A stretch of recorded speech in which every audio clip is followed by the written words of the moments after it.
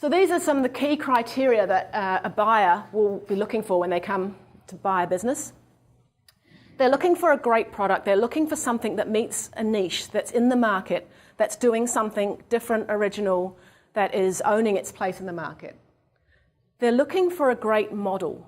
Ultimately, they're looking for something that's scalable and that they can actually add to so that it will grow. Once they take you out of the picture, they can see there's room for the growth in the business.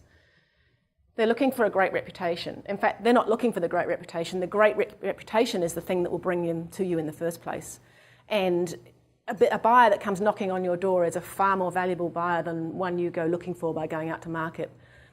When Ogilvy came knocking at our door, we had just won Agency of the Year. And NBR had called us New Zealand's premier boutique agency. And we just won Kiwibank, and we were launching Kiwibank to market, and we outbid some of the best agencies in the country to win that account. So we were in the news, and they came banging on our door.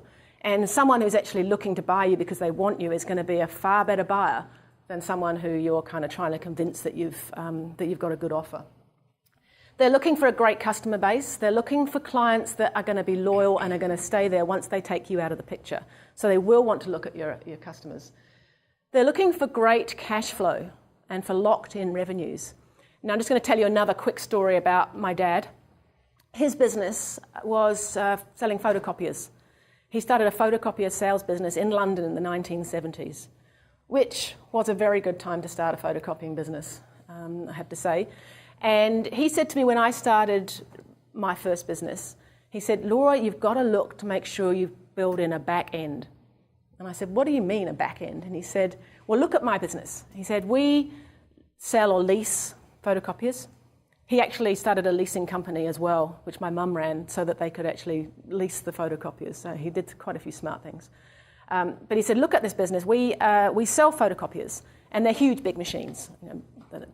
And he said they're worth probably £5,000-10,000 when someone buys one." And he said, "And that's fantastic. Who wouldn't want to get a $5,000-10,000 sale?"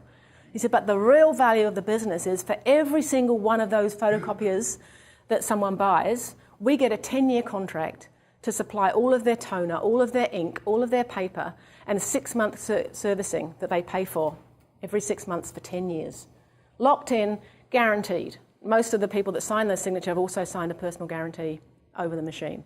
So you can imagine the value of that business when he went to sell it. Forward revenues locked in for 10 years with a personal guarantee. There was no question about what that business was worth. So when I'm working with business owners, and I recommend in one of the exercises in the book, is that you do look and start to examine your business about where you could start finding that locked-in revenue. Start looking at your business model and looking for future growth and future locked-in revenues.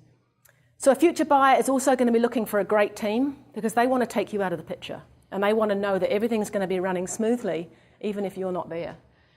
They're looking for great systems because they want everybody in that business to know what they're supposed to be doing when you're not there. And they're looking for a great financial model.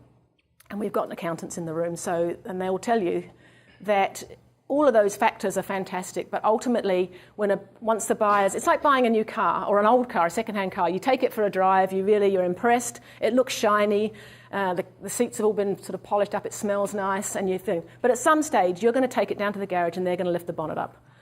And at some stage, once you've ticked all those boxes, they're going to take it to their accountant and they're going to want to see your numbers. And your numbers have to be robust. And that means you have to have been profitable for a number of years. But the one thing they're not looking for, the one thing a buyer is not looking for is a great you.